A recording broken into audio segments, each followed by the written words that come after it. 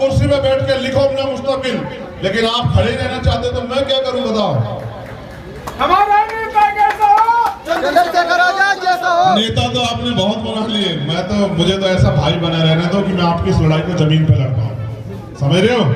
बस ये दुआ करना, दुआ ख्याल में याद रखना आपके अपने भाई को, और ये दुआ करना कि मैं इसी ईमान के साथ लड़ता रहूं।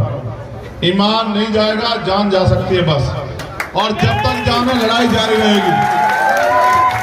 देर से आपको ईद की बधाई और आप सबके लिए मंगल कामनाएं। ये अरशद भाई की मदद कराना, मुझे तो सबसे लड़ना पड़ रहा है। पूरी सरकार, उनकी मीडिया, उनके माफिया, उनका प्रशासन, उनकी नजरों में एक आदमी वो कहता है मिट्टी में मिला दें। किसको मिट्टी मिलाना चाहते पता है? वो जो आपके लिए लड़ रहा है। वो क्या मिलाएंगे मिट्टी में? कहते हैं हिम्मत मर्दा तो मदद खुदा। वो क्या मिलाएंगे मिट्टी में? मिट्टी में तो हर एक वही शख्स मिलेगा जो पैदा हुआ है। जिस उसका समय आएगा वो मिट्टी में मिलेगा। और इतिहास गवाह है, अगर फिरौन पैदा हुए तो हजरत मूसा भी पैदा हुए हैं। ईद का जवाब पत्थर से देके याद रखना। बहुत बहुत शुक्रिया।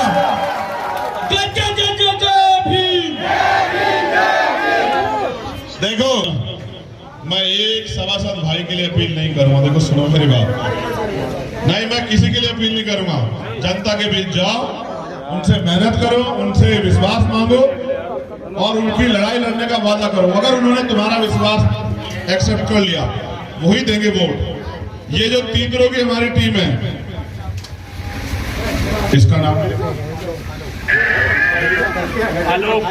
हाँ अच्छा, इस बार लिस्ट में तो सभासद भाई आलोक, आशु, विकास बोध, पूर्णचंद जी पूर्व चेयरमैन साहब, लीलू भाई, आनंद जी, अंकित, हर्ष, मुकेश, मनोज, गौरव, अंकुल, अंकुर, सागर, हबीबुल्ला, और ये हमारे भाई जिनके नाम यहाँ है, अनुज भाई, सतनाम भाई, अंजू, सपना, गौतम, दीपक, राशिद, शमशाद, सगुफ्ता, सोनूर भाई। मेरे लिए तो बस आप दुआ करना। आपके भाई ने बहुत लड़ाई लड़ी है, और जब राजनीतिक लड़ाई आप ताकत दोगे तो ऐसी लड़ूंगा कि इतिहास में आप भूलोगे नहीं। मैं वो शख्स हूं कि जब मैं जमा मस्जिद की सीढ़ियों से जेल गया लड़ते हुए, कोई घर नहीं था जिसमें मेरे लिए दुआ नहीं हुई। आज आपकी दुआओं की ताकत है, आपके प्यार की ताकत है कि मैं इस पूरी सरकार से लड़ रहा हूं। इनका बस चलता मुझे कभी का मिटा देते, इनकी हैसियत नहीं। ठीक है, मैं बुरा करता नहीं हूं, बुरा सुनता नहीं हूं और बुरा देखता नहीं हूं। मैं हर उस शख्स के साथ खड़ा हूं जिसके साथ अन्याय हुआ। बस आपसे दरकार, ये केतली नहीं है, क्या है पता आपको? अलादीन का चिराग। ये अलादीन का चिराग। जब आप इसे घिसोगे ना तो इसमें से जिन निकलेगा। देखा है ना आपने? देखो सच में से जिन नहीं निकलेगा, इससे निकलेगा चंद्रशेखर आजाद। जैसे जैसे आप इस केतली में मोहर लगाते जाओगे, वैसे वैसे आपकी हिम्मत, ताकत, आपका भाई ताकतवर होता जाएगा। और विश्वास करो मेरे भाइयों, अगर लड़ाई सत्ता की होती तो तलवे बहुत लोग चाट रहे हैं। लड़ाई है हक अधिकार की, लड़ाई है ईमान की, और लड़ाई अपने लोगों की रक्षा की। मैं आपका सुरक्षा कवच हूं। मैं आपको ये बात इसलिए याद दिला रहा हूं, मैं नहीं दिलाना चाहता, मेरा आपका वोट का इतना नहीं है, लेकिन जब इस देश में CA आप यहाँ गवाह हो, अपने दिल पे हाथ रख के बताओ कि जिनको वोट दी उनमें से एक भी खड़ा होकर कहने वाला था क्या? बताओ। जब जमा मस्जिद पर रात को 2:30 बजे मुझे कह रहे थे कि तुझे फना कर देंगे, बताओ एक शख्स आ गया जिन नेताओं को अपने अपने खून से सींचा, जो ये कह रहा हूं कि नहीं इनके साथ अन्याय नहीं होने दूंगा। मैं बात आपको इसलिए याद दिला रहा हूं कि मेरा काम है लड़ना। मैं आपको रोज लड़ता मिलूंगा। चुनाव 4 में आपके यहाँ खत्म हो जाएगा, 11 में पूरे प्रदेश में, 14 में रिजल्ट आ जाएगा। आप 15 में अपने भाई को ही जमीन पे लड़ते देखना, पूरे देश में इस बात को याद रखना। बस आपसे दुआओं की अपील और प्यार की, और अपने भाइयों से विश्वास, एक रोटी कम खाना। जैसे हमने कैराना में, याद है जब मैं जेल में था, जब इन्होंने मुझे कहा कि तुम्हें राष्ट्रसभा में विदेश वहां भेज देंगे, लेकिन कैराना में समर्थन मत करना, तब तुम लोगों ने मेरी इज्जत रखी कि कैराना में तबस्सुम बेगम को जो है भाई मुनव्वर असल की जो वो थी पत्नी को, नहीं पत्नी को आपने सांसद बना के भेजा, याद है ना वो। मैं उसी प्यार की उम्मीद करता हूं तीतरो वालों से कि जैसे आपने उस समय मेरे कहीं ताकत दी थी, इस बार मेरे भाई राशिद को ताकत देना, अरशद को। इतने भाई है, मैं क्या करूं बताऊं। अरशद को ताकत देना, और मैं वादे से कहता हूं अरशद नहीं चंद्रशेखर आजाद लड़ रहा है, ये समझ के वोट देना मेरे भाई। और फिर देखना एक ऐसा इनकलाब आएगा जो नफरत की सारी दीवारों को घेरता हुआ अपने मुल्क की जो पहचान है प्यार मोहब्बत की, उस पर कायम हो जाएगा। बहुत बहुत शुक्रिया। जब एक नेता नहीं गया, वो कासगंज का मामला हो, जब एक बच्चे को पुलिस के लोग पानी की टंकी पे जाके 1.5 फुट की टंकी पे जाके लटका देते हैं। मैं बात आपको इसलिए याद दिला रहा हूं, आपने जिनको ताकतवर बनाया वो आपको सिर्फ गुलाम से ज्यादा कुछ नहीं मानते। अगर वो गुलाम से ज्यादा मानते तो आपके साथ होने वाले अन्याय पे भी खड़े होते वो लोग। जब आपके साथ अन्याय, आज माहौल क्या है? माहौल ये है कि मुख्यमंत्री कहते हैं कि बोली से नहीं, गोली से सरकार चलेगी। देखो उनकी सरकार है, वो गोली से चलाएंगे।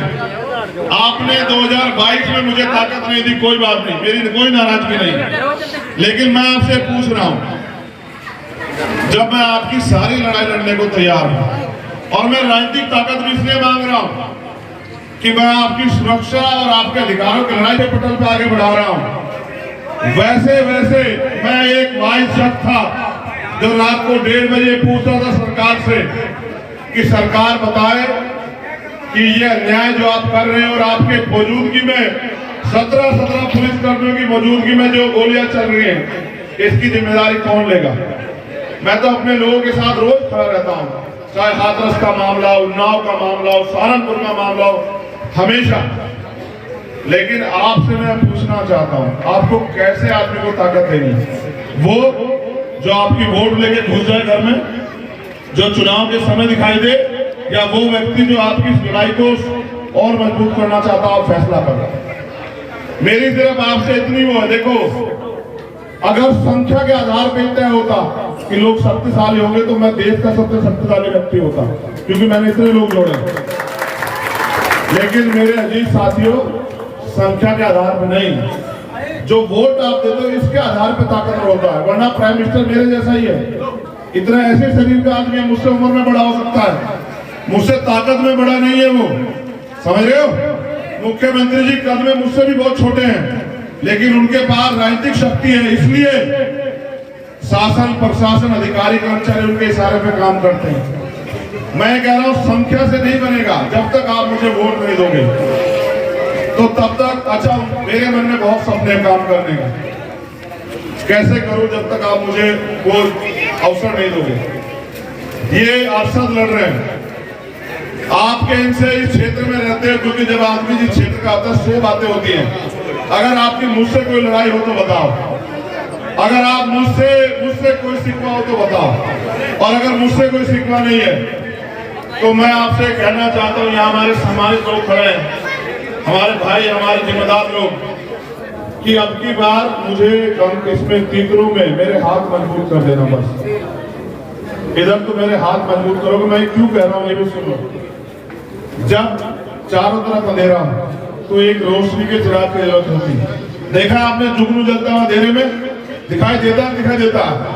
आप ये मत सोचो ये छोटी ताकत है, लेकिन ताकत की शुरुआत कहीं से तो करनी पड़ेगी ना भाई। यहाँ आपके हाथ में मुझे ताकत देना, और मेरी ताकत आप हो, आप मुझे ताकत दोगे, हम दोनों लोग ताकतवर होंगे। और जब हम ताकतवर होंगे तो किसी माई के लाल में दम नहीं कि हमारे साथ अन्याय कर रहे हैं। ये बात आप याद रखना। आपने जिनको वोट दी, आप बताओ किसी एक लड़ाई में आपने हमको देखा हो तो बताओ।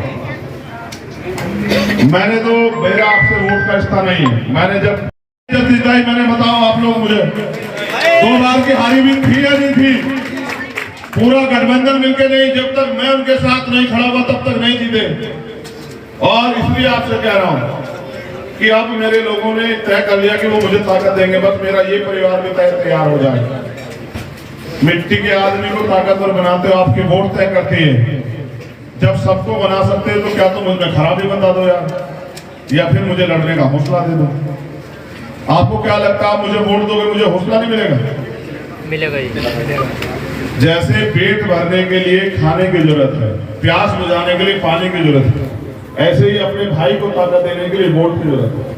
मैं आपसे सिर्फ अपील करने के लिए आया कि जब आप 4 तारीख को जाएं, इससे आपकी नगर का चेयरमैन बनेगा नहीं, इससे संदेश जाएगा वहां लखनऊ तक कि आप लोग लड़ने वाले व्यक्ति को मौका देने का काम करें। सब लड़ो, वरना सब घर बैठ जाओगे। समझ रहे हो?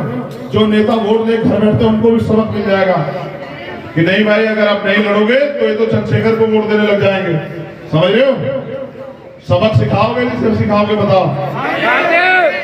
मुख्यमंत्री जी अभी आए थे, अभी मेरा मुख्यमंत्री जी का आमना सामना हुआ आगरा में, उनका प्रोग्राम था, मेरा भी प्रोग्राम था। उन्होंने कमिश्नर साहब से कहा कि जब तक मैं यहाँ हूँ आगरा में, जब तक मेरा हेलीकॉप्टर ना उड़ जाए चंद्रशेखर को मत आने देना।